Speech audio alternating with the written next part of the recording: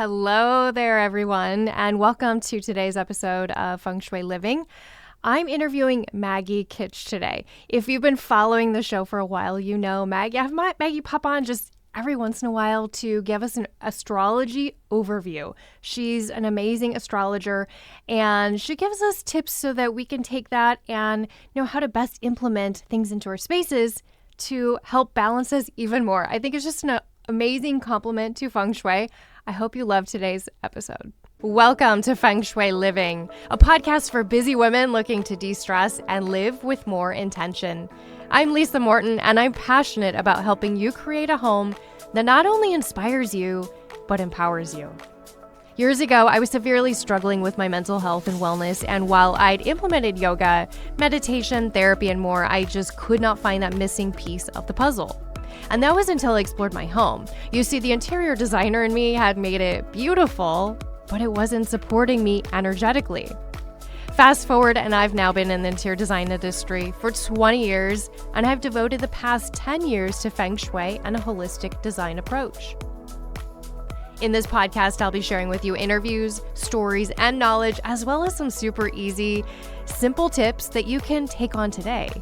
If you're looking to be more intentional and create a life and home that you love, then you're in the right place.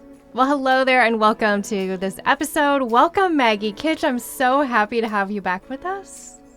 I'm so happy to be here. Thank you for inviting me again. Oh my gosh, if you have missed episodes where I've chatted with Maggie, I have her come on every once in a while to give us a little astrology overview. So I will link back to some of those previous episodes in the show notes. But I have Maggie here to talk specifically about beautiful things today. Maggie is just an amazing trained astrologer. And what's also really cool that I love is Maggie has trained specifically, done extra training to learn how to, and you'll have to help me with the terminology, but how people interact with one another, husbands and wives and families. And we even talked recently, you worked with a business to help figure out where to put people in the business, right? Yes. I think it's so cool. It is so much fun. I've done readings for families before to help the different family members kind of understand their others as they are. So we're not stuck in this, well, this is how I am, so this is how you should be too. And that's helpful everywhere in life, whether you're a business owner or a mother or just in the business of being alive. Like, it's useful to know how you are and how the other people around you are operating as well. That's great. All right. So let's introduce today's topic. Do you want to take the lead? I sure will. Today, we are going to be talking about Venus. Venus is one of my favorite topics in astrology right now. We have some planets that kind of go together. So Jupiter and Saturn go together. They're like opposing forces. Jupiter is expansion and Saturn is responsibility. So you can see how like those are two opposite ends of the spectrum. Where we'll be talking today is Venus. Venus has a counterpart in Mars, which is a very masculine kind of a presence. It's how you fight for your desires, how you pursue your desires, like that very masculine approach of going out into the world and getting what you want. The feminine side of that is opposite. Feminine energy is about receiving. It's about asking for things and getting what you ask for. It's about like not pursuing. Who is that? I love it. This is Petunia. Petunia. I love animal visitors. I mean, if anybody's listening to the podcast, you know I love animals. So we welcome Petunia to the show. The funny thing is she is a scaredy cat, and if you were sitting here face to face, we wouldn't see her. So she doesn't understand what's going on. Maybe she actually likes this feminine energy that we're talking about. And, I wore all my extra jewelry today to really connect with this feminine energy. And we're going to talk about bringing this energy into your home, right? Mm-hmm. Yes, ma'am. Yeah. Just like we inhale and exhale, we benefit from both ends of that spectrum of the masculine and the feminine. And I think our breath even kind of represents that as well. before warriors go into battle, before athletes perform, they take a big breath in, they take it in, and then their body has what they need to lunge forward and pursue. When we let go, we release our breath out. That is the feminine end of the breath cycle. We are surrendering, we are giving up, trusting that that next inhale is going to come. So it's a very, that's the end of the spectrum that we'll be working with today. I love to look to Venus to get ideas on what people are attracted to. And to tie all of this together, I think we can look to where Venus is in the sky to get ideas on how we can gift things to our home, how we can, I know you've talked about in different episodes before where you give gifts to your home, you bring flowers into your space just for the sake of like lifting up the space. So that Yeah. is very in line Oh. with this topic So this today. is like a permission slip to go and buy yourself a bouquet of flowers and then gift it to your home today. It is. It is. And where Venus is in the sky gives little very subtle clues about what like where our attraction is. So if we can look up whether we're like looking at the sky or we're looking up using our favorite app, we can see like all right, the Venus is moving through Gemini, and Gemini is an air sign. It's about words and information and communication. So we can start to think about what gift could I give to my home that would be really that would really honor that energy. And that's Okay. actually exactly where we will start today. We're going to start as this episode comes out. Venus should be moving into Gemini very soon. Okay. As I've mentioned already, Gemini is an air sign. It is very closely woven into information, sharing information with people that are close to you, gathering information, distributing it to all the right people. So if you know someone that has very strong Gemini in their chart, they're probably interested in many things. They probably have many different things that they pursue all at once. They want to read all the information they can get, whether it's on the back of a shampoo bottle or like a discarded magazine. There's a very high intellectual curiosity. So, what would be some good gifts to bring into your space that would reflect that? Well, like beautiful books or magazines. If you think about that, it's a little portal of information. You can flip through the pages and get different information from every page. Puzzles or word games. Actually, Oh. I was at the grocery store and I saw this really beautiful coffee table book of crossword puzzles, and I was like, "What a beautiful Gemini present That is this would so be." cool. I keep seeing a lot of I love the subscription boxes for gifts, and there are a lot with like puzzles and books and things. That could be a really nice ongoing gift. That would be a lovely ongoing gift, and you'd have the element of like surprise almost. Like you don't really know what's coming in that box. That would Yeah. really pique Gemini Really? curiosity. Very cool. One last thing, like techie gadgets would be really nice for Okay. your home during this time. If you've been wanting a Ring doorbell, if you've been wanting a new clock to go on the wall, something like that would feel really good. It would be Some really sort of respectful. techie. I love Yeah, that. yeah, yeah. The next, so that will be Venus will be in Gemini until June 16th. Okay. So, right around mid June, we will switch. The Okay. energy of Venus will be moving through the sign of Cancer, which is a water sign. Okay. So, this is more connected to feeling, intuition, processing the home and your dwelling, like your physical dwelling, but also your home within yourself, your ancestors, your connection to all of the people that came before you.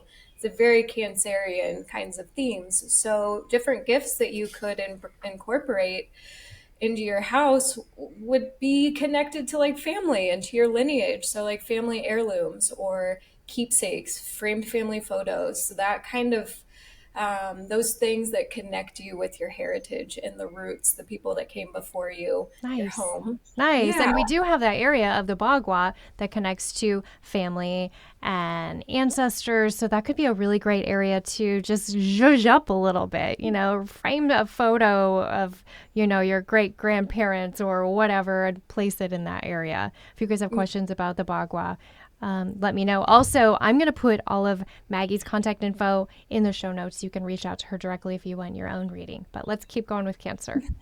Thank you. Other symbols that you could incorporate during this season would be like shells or waterfalls. Those soft edges of the scallop shell, whether it's like a literal shell, you went to the beach and you have some in your collection, or like scalloped pillow edges and scalloped, you know how you can get like a Yes. bed linen that has this really pretty scalloped edge to it. Nice. I love that idea. I wouldn't Yeah. have thought of that. Oh, I I love feel it. really special. And I love that, I always love an excuse for water, water feature like a little water fountain. A tabletop fountain is always so nice. That trickle of the sound, right? It just makes you feel really nice. And plus, water in Feng Shui connects to wealth and abundance. So bring it in. Don't be afraid to bring in the sea to increase your currency. Ooh, I love that. Thank you, thank you. Let's keep on moving. So Okay. we've covered air, now Mhm. we've covered water. So the next element that we will encounter is fire. Um, from starting July 11th, Venus, that planet of love and beauty and attraction and desire, will move into the sign of Leo. So this energy is a little bit different, where with the Gemini, it was more intellectual. And then the water, it was more feeling. We were more in our hearts and dropping into feeling body.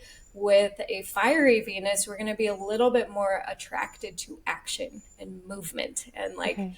that, you know how fire is a catalyst. It warms things up to help them change state. So um, when I think of Venus in Leo, number one, I think of Barbie. I think of that hot magenta pink.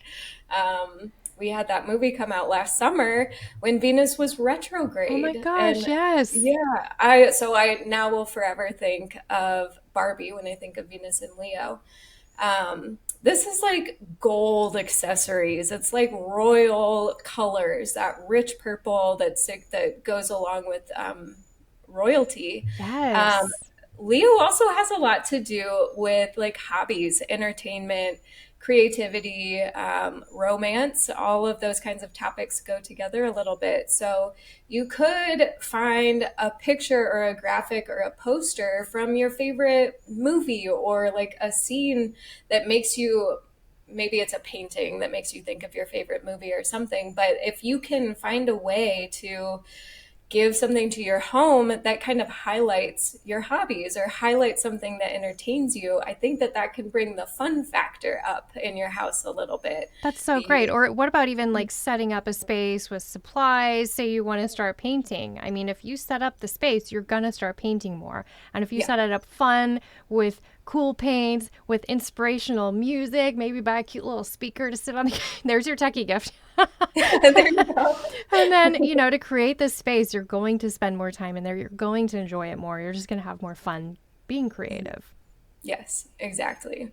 Um, and then another way that you can play with that is to bring in pictures of your kids or kids that are important to you, like, you know, your brother's children or your best friend's children, or even you as a child, because that really creative force, entertainment, games, hobbies, fun, playfulness connects us with our inner child. And that is a part of I us like that. that I feel like a lot of us chase away in a way. Oh, certainly. Certainly. Mhm. Yes. Yes. So to bring it into your space where you can look at it, see it, it's tangible, I think can help you to connect with that part of yourself. That's good. Like I think it was a recent podcast episode. I was like talking about this. Um, the there's an area of your home to connect with your child, like some space and that inner child and everything. And I'm like, when was the last time you giggled? Like if you think about that, I mean, it's not often. We're adults. We're supposed to go about and check our boxes and do our things. But when was the last time you just really laughed and giggled like a child? And I think we all need to do that a little more. Yeah. Yeah. So you can look at the Bagua and see which area of your life corresponds to your child or creativity Hmm. and put a little picture of little Lisa or little Maggie there and like talk to that little person. Say, That's beautiful. Yeah. everything's going to be great. Everything's going to be perfect. You're in the right place. You have all the tools you need. And I think that even just kind of making that into a little ritual or a little celebration can be really powerful. That could be really good, really big. Yeah. I like that. Yeah. Wow. So I did want to pop in and say, so Maggie uses a different element system than we do in Feng Shui, but you can easily work and understand this. I mean, for both of us, the fire element is the fire element, basically, right? Just like you work with a 4 element system versus we traditionally use a 5 element system, but it still works out. Don't stress over the elements. Yes, yes. Not worth it, I promise. Hi there, Feng Shui Living listeners. I am Shannon Russell, host of the Second Act Success podcast, where I share career advice and inspirational stories of people who have changed careers to start a second act. I myself pivoted from my dream job as a television producer to working as a career coach and running several businesses. My mission is to share stories that will motivate you to produce your best life. Search for the Second Act Success podcast wherever you listen, and I suggest you jump right to episode 130 for a special episode all about making a fearless career change. Now it's time to get you back to this episode of the Feng Shui Living podcast with your incredible host, Lisa Morton. So what's There's next? one more that I'd like to talk about today, and Okay. that is the Earth sign Okay. Virgo. Okay. So that'll be the last element that we discuss. Um, Earth has its own feel compared to the other ones. If you think about how the earth moves. It moves in a very consistent pattern. We have day and night at the same time, pretty much every day. It's not willy nilly, it's not up in the air. We go around the sun at like the same speed. It's not like Earth is very predictable for the most part. I know we get like, natural disasters and the crazy things that people do, but for the Yeah. most part, Earth element is stable, it's predictable, it's consistent, it is reliable. So that is the energy that we're most likely to really appreciate with Venus in an Earth sign. I'm going Okay. to close my door really You're fast. good. So Maggie is in Florida where there's like beautiful tropical weather going on. So I'm really jealous because where I'm at right now, it's rather chilly. Well, they are just busy outside all the time because our weather is so good. Oh my gosh. So Virgo, it has those qualities of earth signs, but it also has its own unique flavor. When I think of Virgo, I think of herbs and like medicinal remedies and like the medicine woman. The medicine woman knows what you need when she's Hmm. able to look and see what you're experiencing and then discern the best plan of action. So Venus in Virgo makes that just a little bit more desirable. It makes it stand out. So we're more likely to crave stability. We're more likely to crave dependability. We're more likely to crave that side of things versus the spontaneity of fire or the wanting to talk and talk and talk and talk that air has. So when Venus moves through Virgo, it's a really good time to get your home a new herb, a new like functional plant that you can utilize. It can be mint, it can be there's Mm. Oh, I so love many different. thyme. I love thyme is my favorite. Yes, that's a really good medicine. Huh? So think about the plants you bring in terms of medicine and kind of have that medicine woman approach or medicine man. Um, Another good gift for some more good gifts would be like a beautiful journal or planner, something that is really It's pleasing to look at, and it will helps you to organize, and it helps you to bring some order to chaos. Organizational supplies also would be like, little drawer dividers, Oh or my I gosh. just found a $20 vacuum at Aldi that's a handheld vacuum, and now I can vacuum everything. Like that would be a perfect Venus and Virgo present. How funny. Isn't it funny we celebrate vacuums, but That is some Venus and Virgo energy for sure. Also, like tools or um, things that are made of earthy materials. So that would be your cotton sheets, that would be your glass Tupperware containers, it would be choosing quality over quantity. nice. Yeah. Nice. Okay, Yeah. so I have a request. I think this has been fascinating.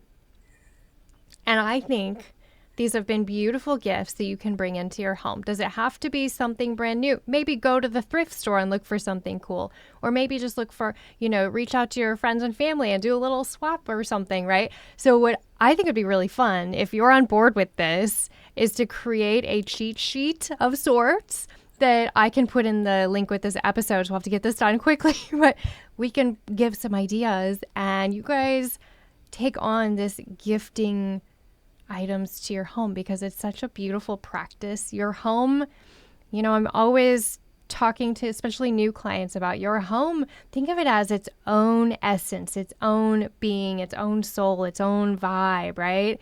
Almost like another family member, right? And if you gift your home, the energy will just feel so amazing. I mean, I go in these homes that are for sale and they've been empty for 8 months and you can feel the home is literally sad, right? Oh, Like its family abandoned it. And I mean, it can be hard to wrap your head around this sometimes, but it's really powerful. So gifting your home with just beautiful, sweet little things can just make a huge, huge impact. yeah. So, Well, and I think it's an extension of you too, and how you take care of your space is revealing about how you take care of yourself. And like, it's so important to do both. So mm-hmm. this is actually, it's a practice of respect, and it's a Yeah. practice of like showing yourself and your space that you care.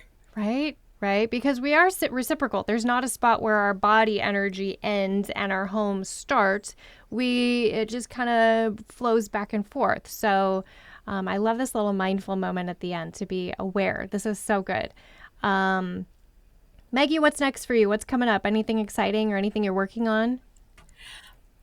Well, I'm going to be making a Venus gift guide for homes. Ooh. So if our little um, cheat sheet isn't enough, you can go get the whole gift guide, the whole thing. Please, when that's ready, let me know so I can share with them because I mean, I know I want to see it and I want to take advantage of that. Is it going to be like an event or like a I think it'll booklet or be a something? digital, Digital, nice. download. Um, and then something that is already done, that is underway. Two of my girlfriends and I started an astrology podcast. Yes. And our goal with it is to create a living library where you can go and learn the different topics throughout the zodiac throughout the year. And hopefully, it'll be a good resource for people that are interested in learning about astrology. I think it'll be a good resource even if you're not interested in learning about astrology, because the beautiful part about astrology to me is that it carries us through as a system of themes throughout the whole year. And our Mm-hmm. lives go really fast. So it can be difficult on our own to stop and consider those things. Mm-hmm. So the stars give us a guide for approaching all of the facets of life. I love that. And it's very much like feng shui. I know a lot of people are like, oh, it's just like superstition, it's just woo, but it's really like centuries of documentation and finding patterns and everything. And, just information that's been collected for so long that here's what you can expect. So I will say, even my Capricorn husband recently had an astrology meeting with you. And I mean, even his analytical mind, like he puts it together he receives it very differently than I do. I think he's like thinking of a spreadsheet or something when he's getting the information, but it's still so powerful. And I will say, well, I love like reading things. I think talking with you really helps me understand more about myself and how to support myself, because I love the really good analogies and examples you give. Because Thank you. astrology can be so overwhelming. There's so much to it, and Yeah. I I want to get to the bottom of all of it. I want to get behind all of like the fluff and the pizzazz and like the marketable parts of it, because I want to know the truth of it and the essence of like where it came from. So um, I that love that. drives a lot of my like quest for learning more, and I'm grateful. That's awesome. Oh my gosh. Well, thank you so much for your time. I know typically on every interview I ask about your favorite space in your home. I know I've asked you before. So, what's your favorite outdoor space? Even if it's Oh, not in your home, where do you like to go outdoors these days? oh my gosh, the beach. The beach Oh, for sunrise is, I just went this morning. I saw dolphins and no one else is ever there. It's wow. like I own Billionaire Beach, which is not the case. Well, that sounds fantastic. Maggie, thank you so much for your time today. We will touch back again, maybe in the fall, late summer, early fall, and just kind of reset for that season. Everyone, thank you so much for joining today. I will again put Maggie's contact info in the show notes. You can get all that. Don't forget to pop over and get my free home scorecard while you're at it. And I think that's it. So I will see you all next time. Special thanks to our production company, Influencer.tv, the WELT 95.7 studios, and our sponsor, Good She. For more information, head over to the show notes. Be sure to hit the like button, hit subscribe, and give us a 5-star review. I'll see you next time.